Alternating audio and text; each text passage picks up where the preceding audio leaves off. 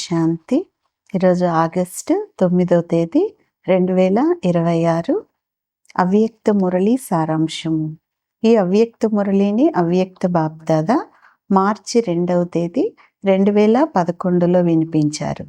మురళి యొక్క శీర్షిక మాస్టర్ సర్వశక్తివాన్ అనేటటువంటి స్వమానం యొక్క సీటు పైన సెట్ అయి ఉండి ఒకరికొకరు ఉమ్మంగ ఉత్సాహాలను ఇచ్చుకుంటూ సహయోగులుగా అయి వ్యర్థ సంకల్పాలనే జిల్లేడు పుష్పాలను అర్పించి నెంబర్ 1 బహుమతిని తీసుకోండి.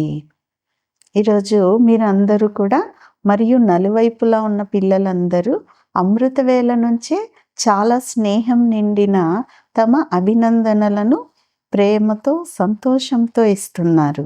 అలాగే తండ్రి కూడా తప్పిపోయి లభించిన గారాల పిల్లలైన మీ అందరికీ ఈ జయంతి యొక్క అభినందనలను ఇచ్చేందుకు వచ్చారు. పిల్లలైతే ప్రతి ఒక్కరూ తమ సంతోషకరమైనటువంటి ముఖంతో ప్రేమ సాగరంలో తేలియాడుతూ ఉండటాన్ని బాప్దాదా చూస్తూ ఉన్నారు. బాబా ఒంటరిగా రారు, పిల్లల తోడుగానే వస్తారు. ఇందుకు బాప్దాదాకి కూడా సంతోషంగా ఉంది. ఎందుకంటే తండ్రి వచ్చేదే యజ్ఞాన్ని రచించటానికి. మరి యజ్ఞంలో ఎవరుంటారు? బ్రాహ్మణులు ఉంటారు కదా. అందుకే బాబా ఒంటరిగా రారు, పిల్లలతో పాటు వచ్చారు. ఈ జయంతియే అన్ని జయంతుల కంటే అద్భుతమైనది. పూర్తి కల్పంలో తండ్రి మరియు పిల్లల జన్మ ఒకేసారి జరిగేటటువంటి జయంతి ఇదొక్కటే. కనుక ఈ జయంతిని వజ్రతుల్యమైన జయంతి అని అంటున్నారు బాబా.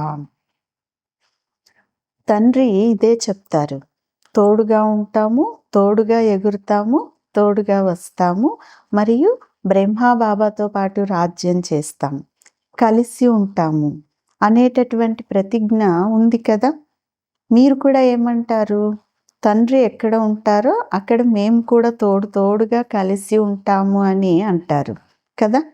పిల్లలు తండ్రితో, తండ్రి పిల్లలతో చేసినటువంటి ప్రతిజ్ఞ ఇదే అంటున్నారు బాబా.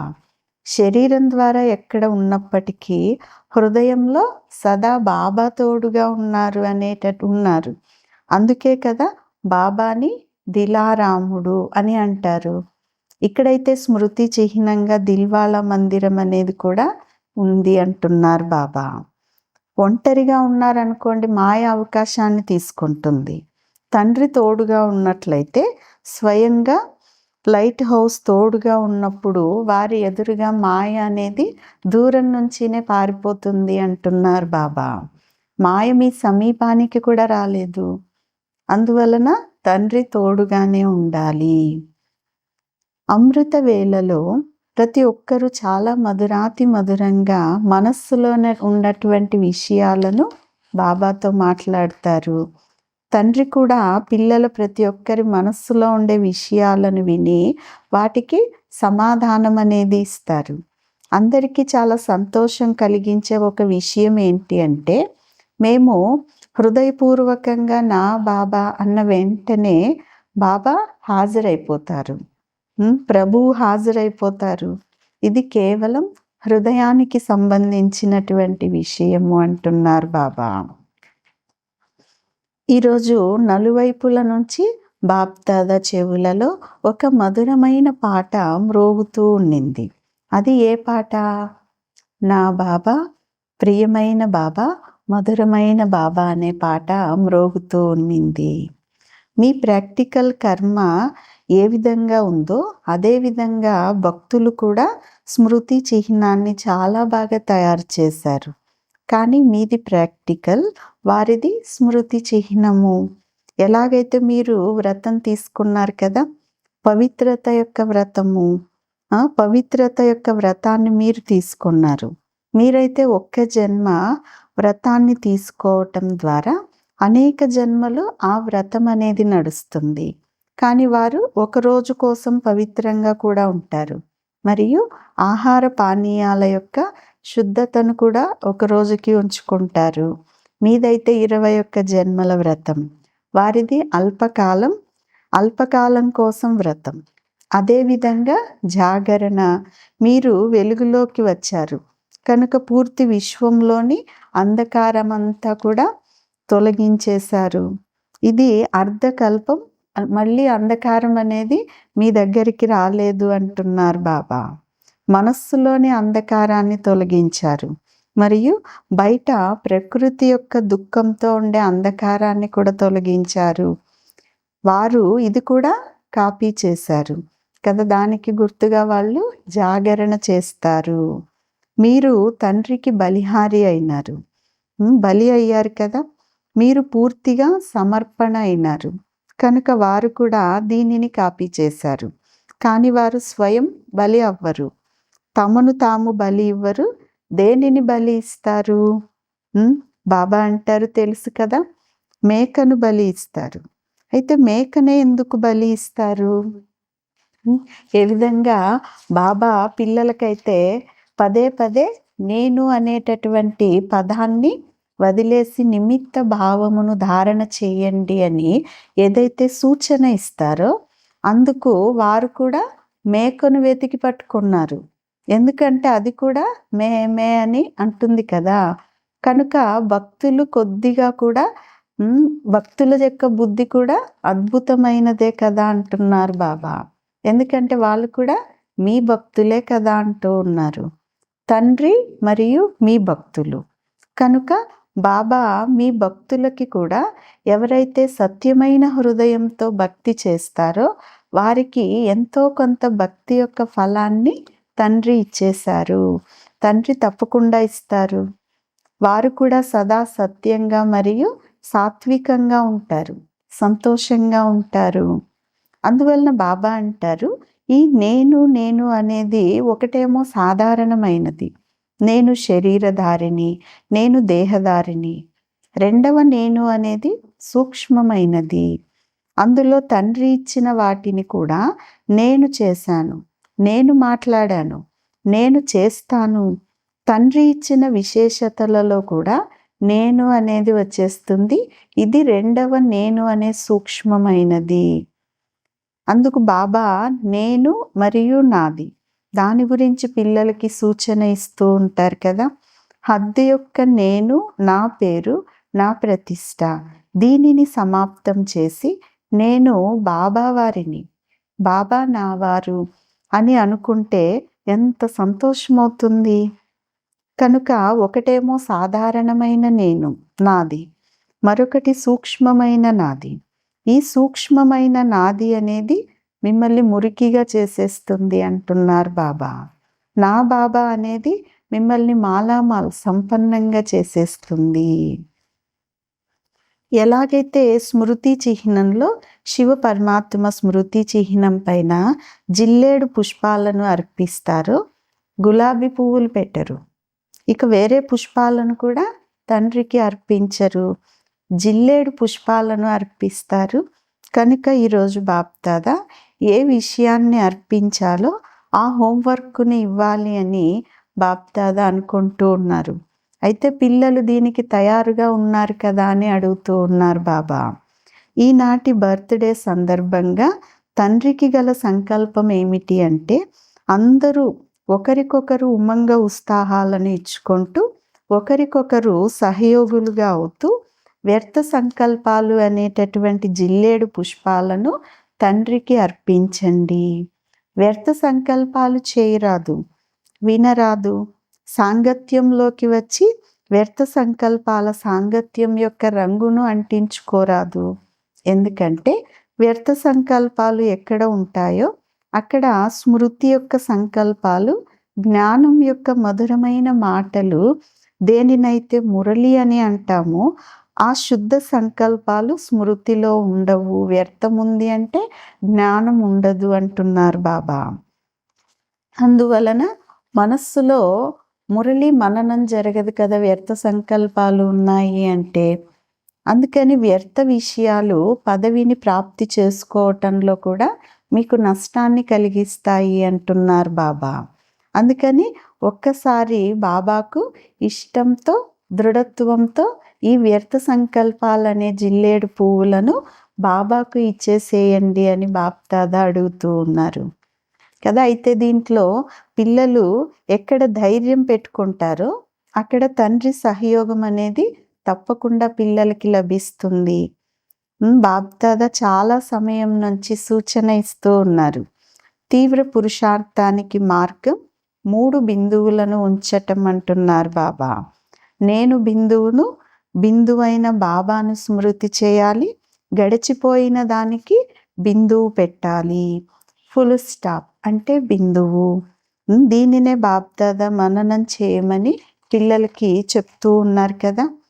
బిందువుగా అవ్వాలి, బిందువును చూడాలి, బిందువును పెట్టాలి. అందుకే బిందువుకు చాలా మహత్వం అనేది ఉంది అంటున్నారు బాబా. ఈ రోజుల్లో చూడండి, అందరికీ అన్నింటికంటే ఎక్కువ ప్రేమ దేనిపై ఉంది? ధనంపై ఉంది కదా. మరి ధనం ఎలా పెరుగుతుంది? బిందువు పెడుతూ వెళ్ళండి. ఏ విధంగా 10 తర్వాత బిందువు పెడితే 100 అవుతుంది, రెండవ బిందువు పెడితే 1000 అవుతుంది. కనుక బిందువుకు ఎంత మహత్వం అనేది ఉంది కదా అని బాప్దాదా చెప్తూ ఉన్నారు. అందుకని చేస్తాంలే, ఈ కేకే భాష చెడ్డది. ఎందుకు చేయాలి, ఎలా చేయాలి, ఏమిటి, ఇలా ఈ కేకే అనేటటువంటి భాషను అనకండి. బహుమతి ఇచ్చేసాము, ఇవ్వాల్సిందే అని ఖుషీగా సంకల్పం చేసినట్లయితే సర్వశక్తివంతుడైన తండ్రికి మాస్టర్ సర్వశక్తివంతులైన పిల్లలైన మీరు చేయలేని విషయం అనేది ఏముంది అంటున్నారు బాబా. ఇది మీ స్వమానమే కదా. మాస్టర్ సర్వశక్తివాన్ అనే సీటు పైన సదా సెట్ అయ్యి ఉండండి. ఈ స్వమానాన్ని మరచిపోకండి కదా. అప్పుడు మీరు చేయలేని కార్యం ఏది ఉండదు అంటున్నారు బాబా. మాస్టర్ సర్వశక్తివాన్ అనేది పరమాత్మ ద్వారా లభించినటువంటి స్వమానం. ఏది కావాలంటే అది చేయగలరు కదా ఆ స్వమానంలో సెట్ అయినప్పుడు. ఈరోజు బాప్దాదాకు పిల్లలు ఒక్కొక్కరి పట్ల అందరూ కూడా నెంబర్ 1లోకి రావాలి అని ప్రేమ కలుగుతూ ఉంది. 2వ నెంబర్లో కూడా రాకూడదు. మొదటి రాజసింహాసనం పైన అయితే కూర్చోరు. సింహాసనం పైన ఇద్దరే కూర్చుంటారు. కానీ మొదటి రాజధానిలో మొదటి రాజవంశం యొక్క సంబంధంలోకి రావాలి అంటున్నారు బాబా. బాప్దాదాకు పిల్లలపై గల ప్రేమ ఏమిటి అంటే, పిల్లలు ప్రతి ఒక్కరూ కూడా ఏదో ఒక విశేషతలో నెంబర్ 1గా రావాలి. నెంబర్ వారీగా కాదు, నెంబర్ 1గా రావాలి అని బాప్దాదా ఆశిస్తూ ఉన్నారు. పిల్లలు ఒక్కొక్కరు ఏదో ఒక అద్భుతంలో నెంబర్ 1గా రావాలని బాబా ఆశిస్తున్నారు. ఎందుకంటే 4 సబ్జెక్ట్స్ ఉన్నాయి కదా. ఏదో ఒక సబ్జెక్టులో నెంబర్ 1గా అవ్వాల్సిందే అనే దానిని అండర్లైన్ చేసుకోండి అంటున్నారు బాబా. నలువైపులా సన్ముఖంలో కూర్చొని ఉన్న తమ స్థానాలలో కూర్చొని జరుపుకుంటున్న అందరినీ చూసి బాప్దాదా కూడా హర్షిస్తూ ఉన్నారు. పిల్లలు కూడా తమ మిలనాన్ని చూసి సంతోషిస్తున్నారు. కానీ ఈ రోజు నుండి సదా సంతోషంగా ఉండాలనే సంకల్పాన్ని ఉంచుకోండి. అప్పుడప్పుడు కాదు, సదా సంతోషం.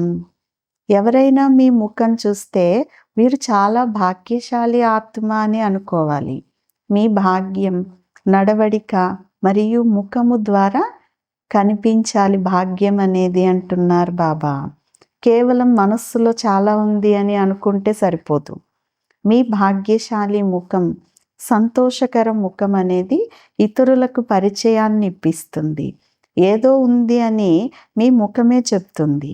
మీ ముఖమే సేవ చేయాలి, తండ్రి వద్దకు తీసుకురావాలి.